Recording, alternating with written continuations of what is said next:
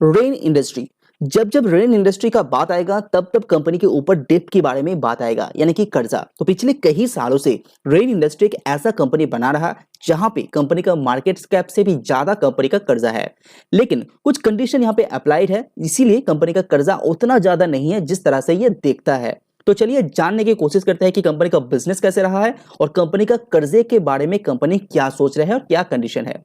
तो सबसे पहले कंपनी का जो रेवेन्यू है उसको आप देखते हैं। तो लेटेस्ट जो रेवेन्यू यहाँ पे दिखाई दे रहा है वो हर एक सेगमेंट के अंदर कंपनी यहाँ पे अच्छा क्या है।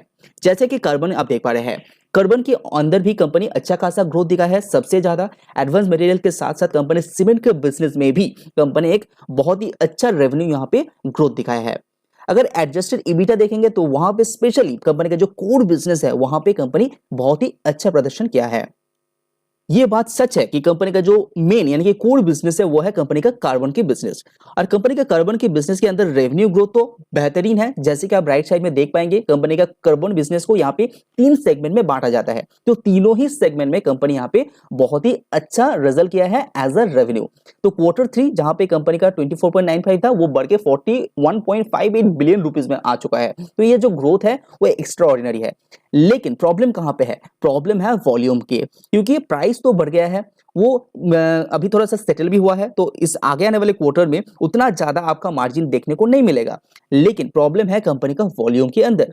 कार्बन के अंदर जो Q3 में 613 मेट्रिक टन एज अ 1000 यहाँ पे दिखाई दे रहे हैं, वो गिर के 590 मेट्रिक टन में आ गया है। यहाँ पे वॉल्यूम के अंदर 23 मेट्रिक टन का डाउनसाइड आपको देखने को मिल रहा है।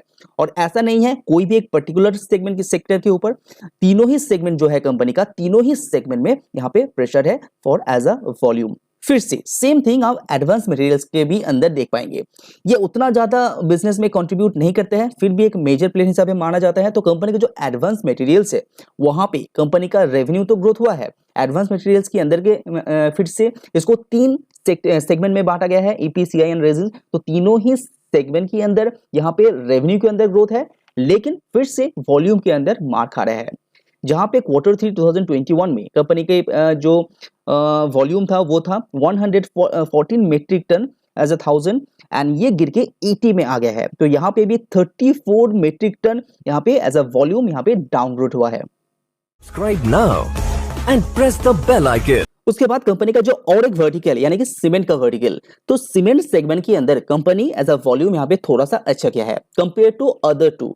लेकिन इतना खुश होने के बाद इसीलिए नहीं है कि कंपनी जो सीमेंट का कंट्रीब्यूशन है रेन इंडस्ट्री के रेवेन्यू के अंदर वो बहुत ही कम है, 3 to 4% आपको देखने को मिलेगा। तो इसीलिए इस पर्टिकुलर सेगमेंट के अंदर ज्यादा ग्रोथ भी कंपनी के लिए कोई भी फायदेमंद नहीं होता है। लेकिन पिछले कई क्वार्टर में सीमेंट के अंदर ग्रोथ कंपनी ने दिखाया है। तो वॉल्यूम भी आप यहाँ पे देख पा रहे हैं, थोड़ा सा growth year on year basis यहाँ पे है। तो अभी बात करते हैं सबसे इंपॉर्टेंट पॉइंट जो रेन इंडस्ट्री के लिए दिखाता है, कंपनी का कर्जा। कंपनी का कर्जा बहुत ही ज्यादा है, जिसके कारण कंपनी को एक मोटा अमाउंट एज अ इंटरेस्ट पे आउट करना पड़ता है। इसीलिए कंपनी का नेट प्रॉफिट गिर जाता है और ईपीएस भी गिरता है। शेयर प्राइस फॉल इसीलिए होता है। तो जैसे कि आप स्क्रीन में देख पा रहे हैं कि रेन इंडस्ट्री का जो दिसंबर 2021 तक 1142 मिलियन यूएस डॉलर का कर्जा हुआ करता था, वो गिर के कितना आ गया है 1069। और आगे आने वाले एक साल के अंदर कंपनी को अच्छा खासा पैसा पे आउट भी करना पड़ेगा। तो कंपनी नेट प्रॉफिट में है, अच्छा खासा पैसा कमा रहा है, तो उसके अंदर कोई भी परेशानी की बात होना नहीं चाहिए। ग्रॉस डेट में भी कमी आया है, टोटल डेट में भी कमी आया है। अभी कंपनी का जो कैश है, कैश को निकालने के बाद कंपनी के ऊपर 851 यूएस मिलियन डॉलर का यहाँ पे कर्जा है। जो 914 था वो गिर के 851 में आ गया है। तो एक अच्छा खासा पैसा कंपनी पे कर रहा है आपका जो कर्जा है उसको कम करने के लिए। ऐसा नहीं है कि कंपनी अपना कर्जा ही पे कर रहा है, कंपनी कैपिटल एक्सपेंडिचर भी कर रहा है। जैसा कि मार्केट को देखते हुए डिमांड यहाँ पे क्रिएट हो रहा है, तो डिमांड को कैटर करने के लिए कंपनी अपना जो कैपिटल एक्सपेंडिचर यानी कि अपनी जो कैपेसिटी है उसको यहाँ पे बढ़ा रहा है। तो 5.39 बिलियन रुपीस का कैपेसिटी एक्सपेंडिचर कंपनी ने किया है सितंबर 2022 तक, with in this year actually. Rail industry के अंदर और एक जो इंपॉर्टेंट बात है, जो 5 billion rupees company as a transaction यहाँ पे यूज किया है।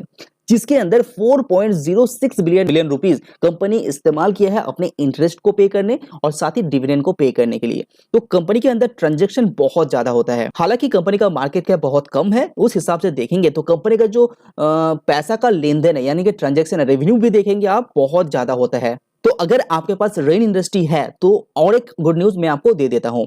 अगर कंपनी अपने कर्जे को यहाँ पे पे आउट नहीं करते हैं तो कंपनी को कोई भी कैश यहाँ पे चुकाना नहीं पड़ेगा। तो मिस्टर मोनिश पॉवराई जो रेन इंडस्ट्री के अंदर एक मेजर शेयर होल्डर है, उसने बहुत सारे इंटरव्यूज में ऐसे कहा है कि डेट को लेकर उतना परेशानी रेन इंडस्ट्री कभी भी नहीं था, क्योंकि कंपनी का जो कर्जे का क्राइटेरिया है वो बहुत ज्यादा पॉजिटिव है। अगर कंपनी फ्यूचर में बिजनेस भी अच्छा नहीं करता है तो रेन इंडस्ट्री के लिए कोई भी उतना परेशानी नहीं होना चाहिए, लेकिन शेयर प्राइस के ऊपर ऑफकोर्स इसका इफेक्ट जरूर पड़ेगा।